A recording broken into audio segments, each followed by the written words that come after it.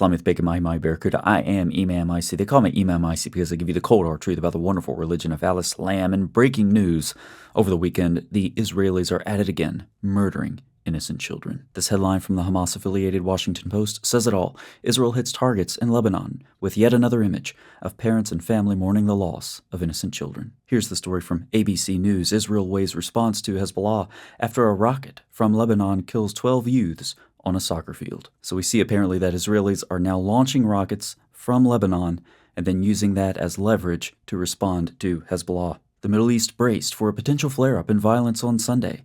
Let me just say, when you kill a bunch of children and injure a whole bunch of civilians, then the violence has already flared up. The Middle East braced for a potential flare-up in violence on Sunday after Israeli authorities said a rocket from Lebanon struck a soccer field in the Israeli-controlled Golan Heights, killing 12 children and teens in what the military called the deadliest attack on civilians since October 7th. The White House National Security Council of Cowards and Idiots said it was speaking with Israeli and Lebanese counterparts and working on a diplomatic solution to end all attacks once and for all. And of course, we know that there's only one way to do that, isn't it? Here are some more details. On Saturday, a rocket slammed into a soccer field where dozens of children and teens were playing in the Druze town of Majd al-Shams, about 12 kilometers south of Lebanon and next to the Syrian border.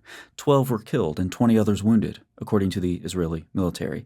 At least now they're admitting it. The Israeli military said it was investigating why the rocket wasn't intercepted. I'm not sure why the Israelis would be intercepting their own rockets.